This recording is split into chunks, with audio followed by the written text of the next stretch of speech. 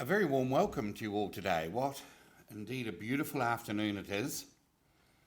An afternoon I can just imagine Pat in her garden, amongst her beautiful plants and especially her lovely roses. This gorgeous floral tribute from all the family that adorns Pat's casket, which is beautiful as well, contain many roses that survived the hail. Her own roses from her special garden. And we can see how much she loved flowers when we look. I don't think I've seen flowers this abundant for many, many years. So it's a lovely tribute to a very beautiful lady. I'm sure the family would like to express to me, to Priscilla and to Leo and to others who have worked so hard to make this a wonderful celebration of their mum and Pat's life. Yes, thanks. Rod?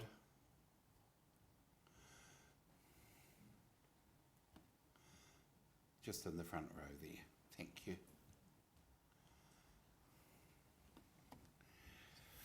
Because I'm sure that Pat would have wanted you to have some water.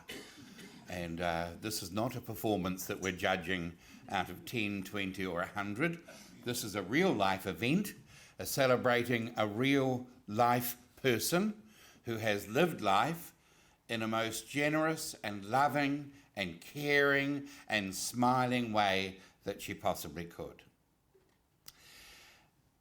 She was a woman of faith, not a faith that pushed religion down your throat, but a faith that shone in the way that she loved unconditionally, in the way that she gave generously, in the way that she tried her best to keep her family on the straight and narrow without being too dictatorial and too difficult.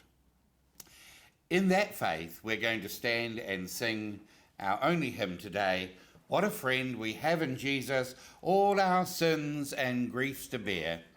Please stand if you're able.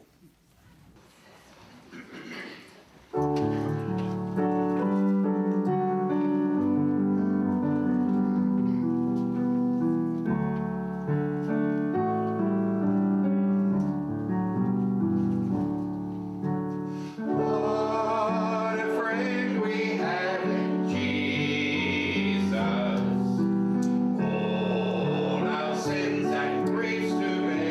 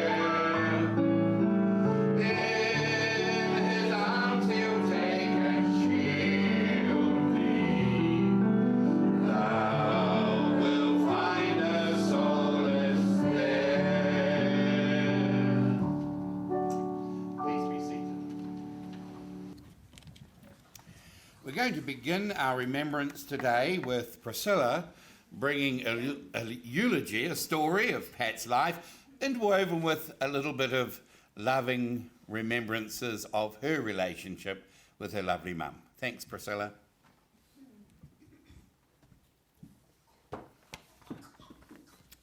As Neil said, I'm Priscilla, and I'm the eldest daughter and come second in a family of 7 children that my lovely mother has raised, and it's my privilege today to give you a brief summary of her hard-working special life. My mother was adopted as a baby in 1931 by my nana and papa at Dryden's Bay in Queen Charlotte Sound, and raised with her younger sister Jennifer, who is here with us today from Auckland. They lived on a farm, helping milk cows by hand and selling milk, cream and homemade butter. Her parents also had guests to stay and took them on fishing trips in the Sounds to supplement the family farm income. From Dryden's Bay, Mum and her family moved to Anakiwa before going to Picton and then to Blenheim. I think our family likes living up that end of New Zealand somehow. Mum attended Marlborough College and got the equivalent of what we would know as school cert. It was then on to nursing training, which was hospital-based at the Blenheim Hospital. Social life was going to dances, but it was always being chaperoned by her father to ensure she met the right people.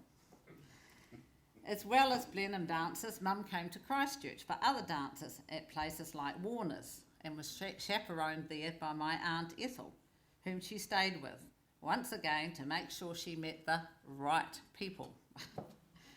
I think our generation would be rather horrified at this thought of being chaperoned while dating. Not much chance for mischief there. My Aunt Ethel and Uncle John also own and ran the guest house at Anakiwa, which is now Outward Bound School. My father was working on a farm at Anakiwa, and this is where my mother met my father while visiting and helping at the guest house. In 1951, my parents were married and they lived at the back of the guest house, and Mum left nursing training.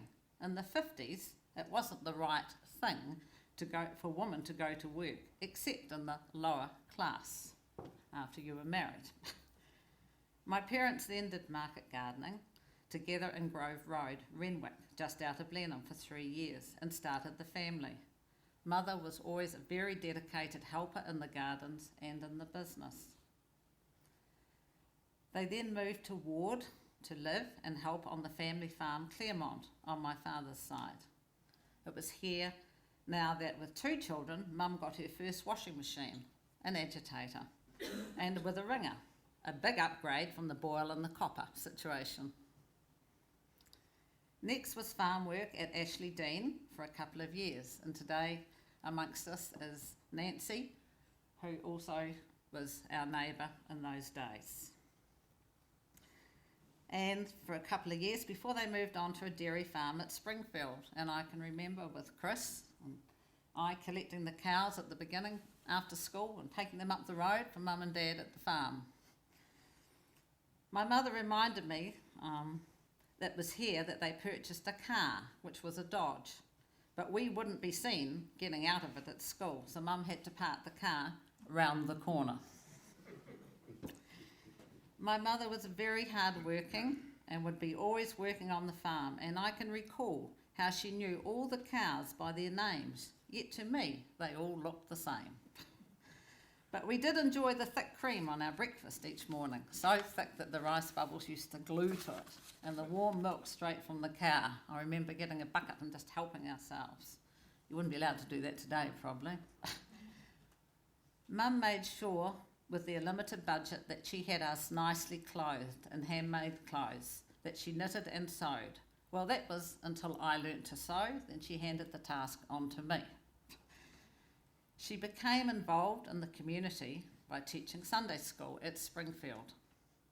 How she coped with a growing family, attending school functions, milking cows, gardening, and of course making preserves and our clothes, smocking our dresses, included I don't know.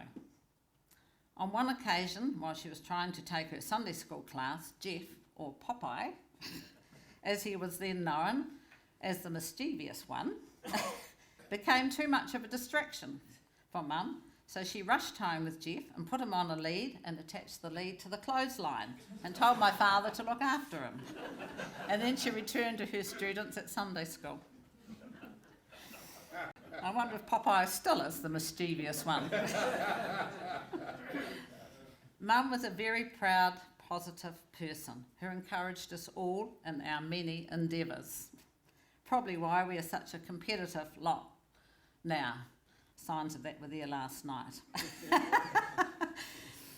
After the dairy farm at Springfield was sold, we all stayed with our Uncle Jack at Cust until the next farm was purchased, which was a hill country station at Clarence Bridge called Edgecombe, which had a large homestead and was farmed for many a year. Mum's journey up toward tomorrow will be going past the farm. During this time at Clarence, 4 of us had moved on to high school, which had to be a boarding school in Nelson. There was no high schools in the little town of Clarence Bridge. I would imagine on reflection it being a big financial cost with wool prices going up and down. Mum loved the garden here and relatively frost-free climate to grow all our vegetables and fruit trees, so the pantry was full of preserves. Handy when all the shearers and the musterers came, because Mum provided for them as well, as working in the wool shed pressing the wool. She was a member of the Women's Division and assisted at Sunday school as well.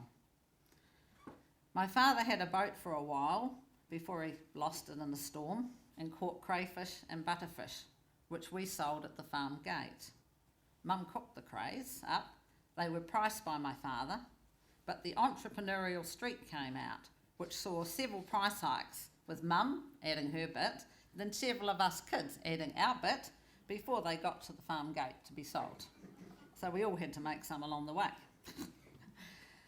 Mum was a well-groomed person, always with a big smile and welcoming others in for homemade goodies, no matter how tired she may have felt with farm life and after farm life.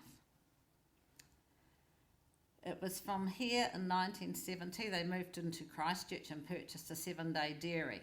What a change from farm life. Nevertheless, Mother rose to the challenge of running the dairy. At this time, my youngest brother Tim was born, who's here today with us. My parents separated after several years in Christchurch, but both remained in Christchurch. Mum changed houses a couple of times, but always had the house nicely maintained with a beautiful garden. And she loved her gardening.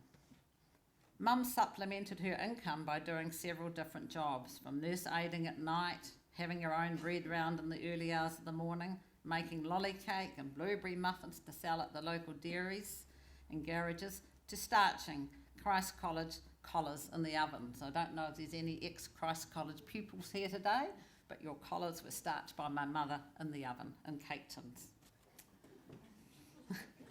Hard-working, stoic, loving, positive mother to the end. You have been a very special mother to us all. Thank you.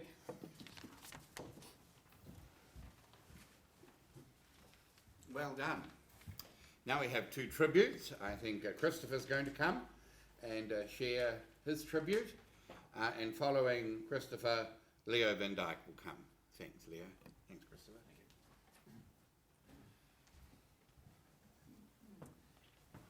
That's a very good speech, challenging speech to follow, but I'll do my best. My name is Chris Berryman. I'm the eldest son of my mother, Patricia.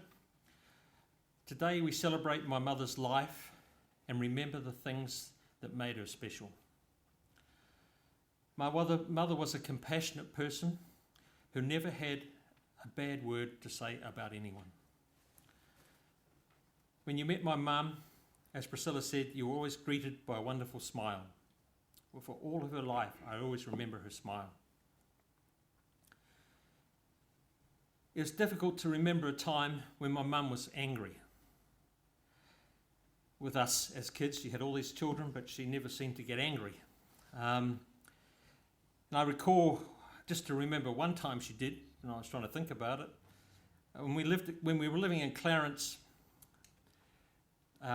several of us attended the primary school there, and it was my job to collect the bread after school, take it home in the bus, so we had fresh bread the next day. However, when we got on the bus, I used to have a habit of breaking the bread in two. If you may remember, it was one big loaf and you break it in two, and it was very yummy. I would eat out all the middle on the way home, and then I'd put it back together again and hope that my mother wouldn't notice. Which of course she did. She put up with this for a couple of occasions, and then she did really get quite mad because we didn't have the bread the next day. And I think from memory she handed the task to Priscilla, actually, to get the bread from the store, and from then on it got home safely. That's I just remembered that the other day. That was the one time she was a bit upset. My mum is known for her great cooking, as Priscilla mentioned. As kids, we always had wholesome meals, and even when times were tough, she made sure we never went without. There was times, and she mentioned my father had a crayfish boat, and Jennifer was reminding me this morning that one time they came to visit, we had 14 crayfish put on the table, and that's what everybody enjoyed. But to be quite frank, as us as kids, I think we got sick of crayfish. We didn't like crayfish anymore. Now I'm an adult, I can't understand why, but we maybe had too much of it. As many of you will know, when you visited my mum, there was always a meal or a cup of tea with some delicious biscuits and cakes on offer. Only downside is when we went to visit, I always went home a couple of kgs heavier.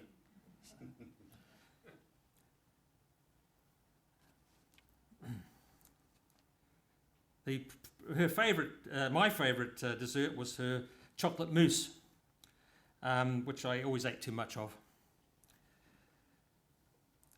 I heard a story once about Priscilla putting a sign outside the house in Beeley Ave saying Pat's Kitchen.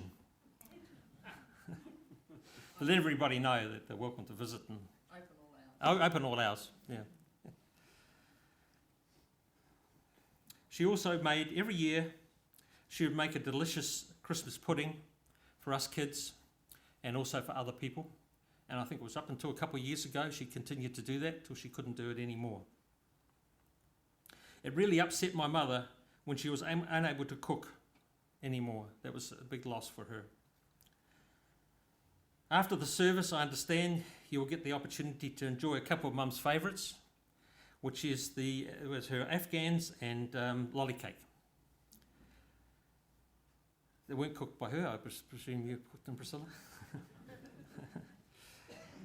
My mum will be dearly missed by her 7 children, 17 grandchildren, 13 great-grandchildren, and 2 great-great-grandchildren. She was the glue that held our family together. Things will not be the same without her. When I was preparing my speech, my 6-year-old son, Ollie, asked why can't I make a speech? So, we're going to give him the opportunity to do that. Okay, do you want to come up, Ollie, and talk? Has he got a microphone that reaches down that far? Not really. Lift them up. Lift them up. Okay. Yeah. Come on, Ollie, you can try and say what you want us to say. Okay, you remember what to say? Yeah. Okay.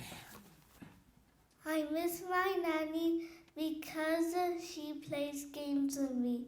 I miss my nanny's yummy desserts. I miss my nanny because she loves me. Goodbye, Nanny. There we go. Thank you.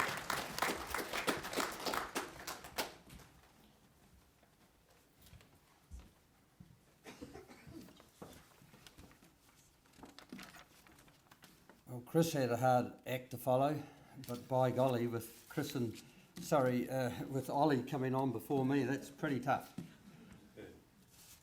I'm Leo Van Dyke. I'm Pat's son-in-law and married to Priscilla. And I've got a small tribute for Pat.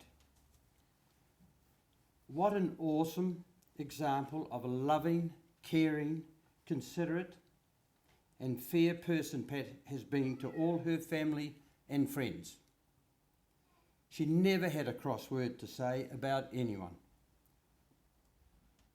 Pat was the glue that held everybody together, without judgment, even though there were some challenging situations at times. Pat harboured this deep sadness that although she had given birth to 7 children, there was a period of at least 15 years when not one of them lived in the same city as she did. After being diagnosed with cancer, Pat asked Priscilla and I to come back to Christchurch to spend her last 6 months living with her, and we felt very privileged and didn't hesitate to accept. Pat was very strong and stoic and made the decision to turn down chemo and fight it with less evasive type of lotions and potions, and battled on for another 2.5 years. We had some great fun spending precious and valuable times with Pat, especially targeting her bucket list. The final bucket list item was to have lunch and meet the Top twins at their Methven restaurant. Pat always greeted you with a huge smile and was generally very positive and always offered you unconditional love. She was a very proud, humble, cultured woman who always dressed smartly and had this high-class presence about her. But it wasn't an air of snobbiness, but a high level of decorum, which excluded all crass words. A great example for us all to live by. God looked around his garden and found an empty space. He looked upon earth and found a tired face. He put his arms around you and lifted you to rest in a higher place. The garden must be beautiful. He only takes the best.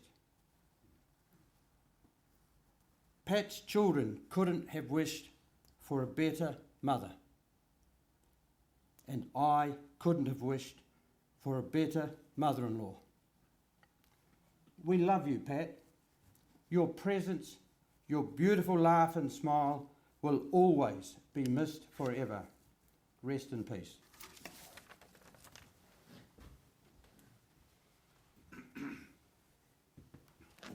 I must say, as you were speaking, Leo, I was looking at those flowers and all of a sudden the sweet peas took my eye.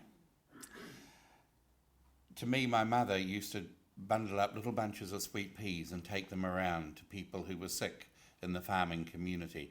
They always spoke to me of great love and gentleness, and there her casket spray is intertwined with beautiful flowers, but lovely, lovely sweet peas. What a lovely thing. Susie Stokes is now going to come and read a poem for us.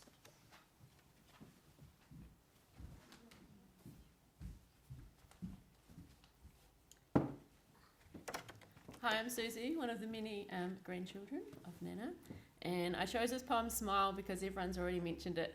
Nana had one of the best smiles ever. Like, you don't often get like a 2-teeth smile, and I think we're all really privileged to see it all the time. Smile.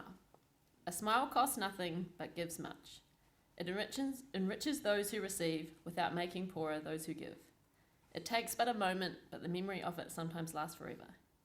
None is so rich or mighty that he can get along without it, and none is so poor, but that he can be made rich by it. A smile creates happiness in the home, fosters goodwill in business, and is the countersign of friendship. It brings rest to the weary, cheer to the discouraged, sunshine to the sad, and it's nature's best antidote for times of trouble. Yet it cannot be bought, begged, borrowed, or stolen, for it is something that is of no value to anyone until it's given away. Some people are too tired to give you a smile. Give them one of yours, as none needs a smile so much as he who has no more to give. Thanks.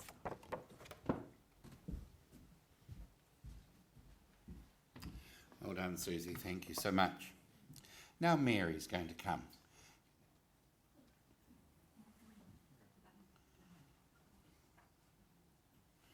Have I got that wrong? Mary Borman?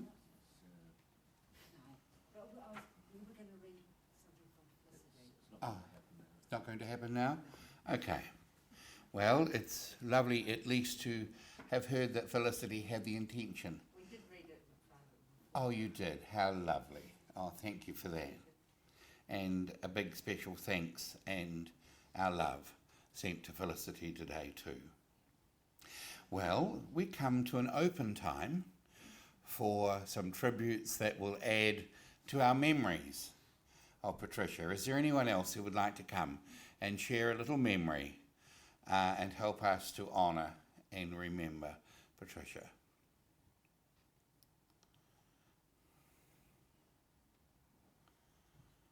No?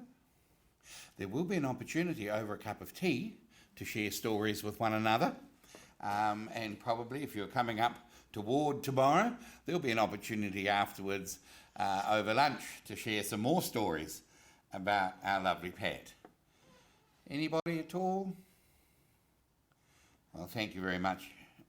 We now have a pictorial tribute. I think that's been put together by the family for us. So let's, as it were, sit back, relax, and enjoy this little walk down memory lane.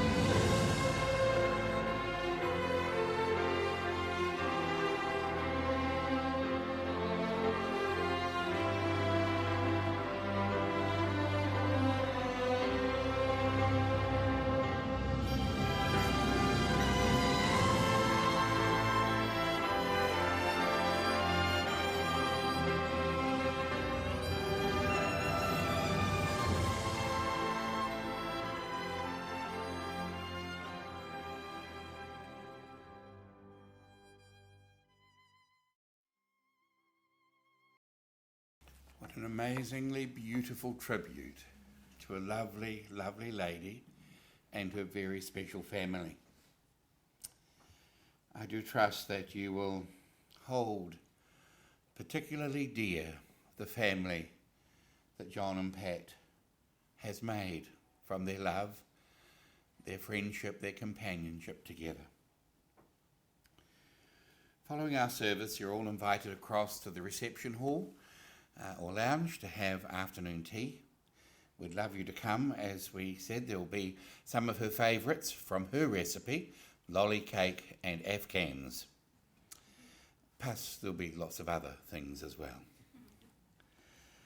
Tomorrow at 11:30 in the Ward Cemetery, we will commence our burial service where Pat will be laid to rest with her beloved John. I believe you're all welcome to come, and obviously many of you have already planned that journey. There are a few lots of roadworks we have discovered, some with traffic lights and others with stop and go flags. So do account for that when you reckon on the time to get to Ward by or before 11:30. Victoria is going to come now and read a lovely passage from the Bible, John 14, 1-7. Thanks, Victoria.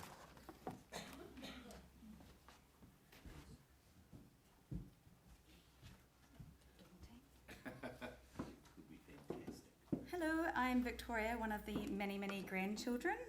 Nanny selected this reading herself to be read today, so it obviously meant a lot to her. So it's John chapter 14, verses 1-7. Let not your hearts be troubled. Believe in God, believe also in me. In my Father's house are many rooms. If it were not so, would I have told you that I go to prepare a place for you? And if I go and prepare a place for you, I will come again and will take you to myself, that where I am, you may be also. And you know the way to where I am going. Thomas said to him, Lord, we do not know where you're going. How can we know the way? Jesus said to him, I am the way, I am the truth, and I am the life. No one comes to the Father except through me. If you had known me, you would have known my Father also. From now on, you do know him, and you have seen him.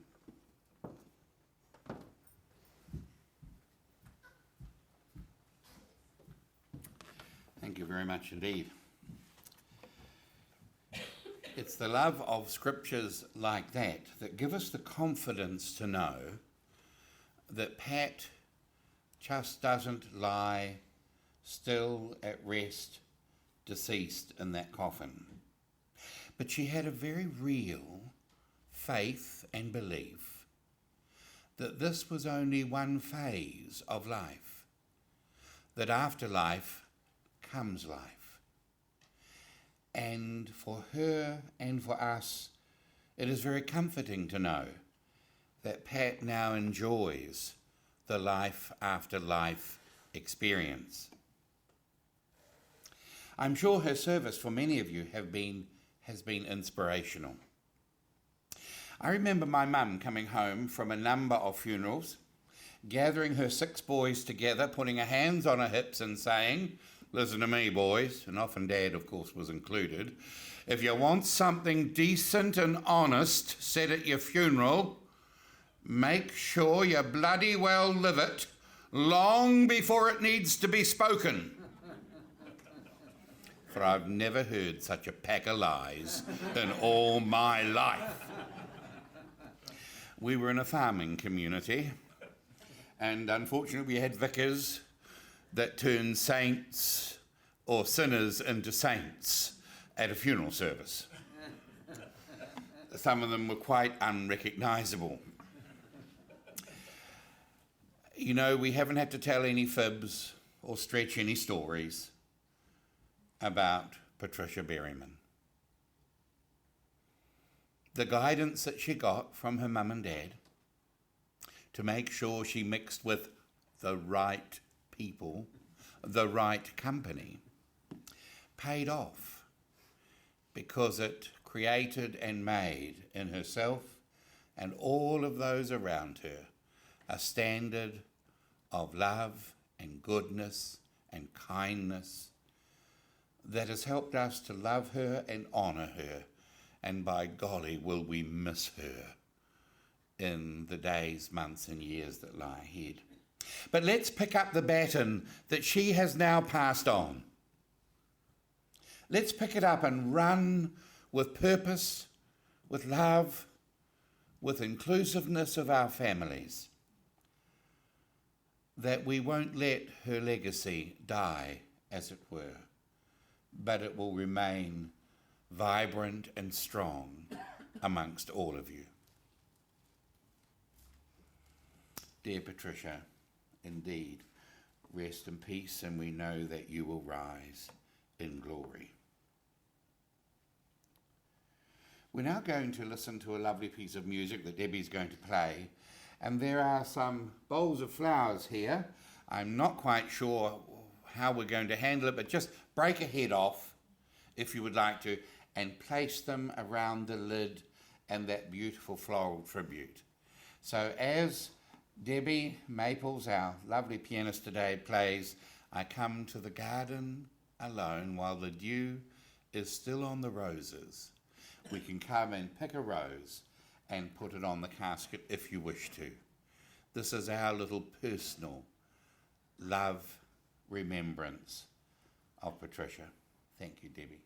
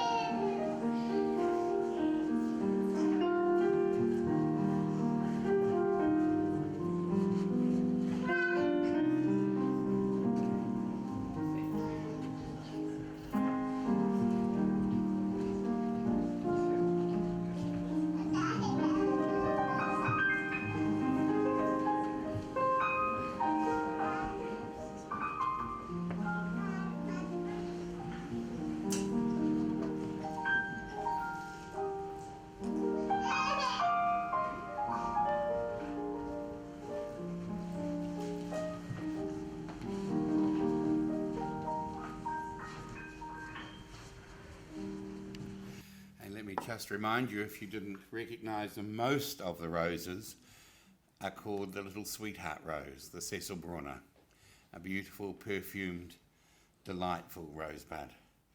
May Patricia remain like that in our lives. Those of you who can stand comfortably, please stand.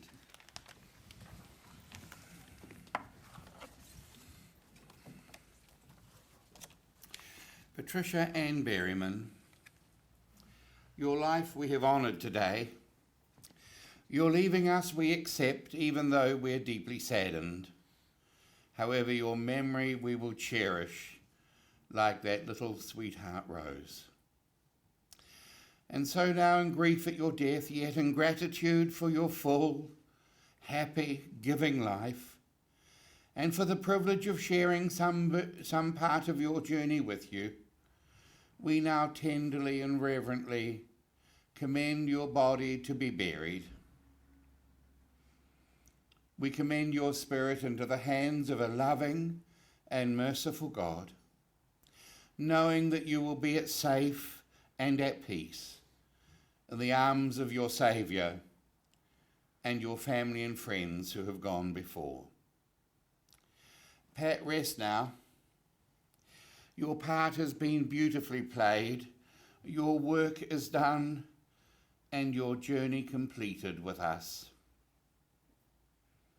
Thank you that you have left such inspiring memories, photographs, thoughts, and actions, that you have encouraged us along life's journey, that we are now comforted and consoled.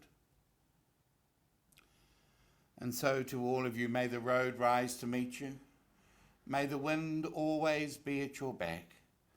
May the sun shine warm upon your face and the rains fall gently upon your fields and gardens. And until we all be together again, may God hold us in the palm of his hand. Amen. And I'm sorry to spoil the gentleness of this very moment, but Pat loved my bagpipes. Well, she loved bagpipes all, but you can't turn them down. But I'm going to escort her out playing one of her favourite hymn tunes, Amazing Grace.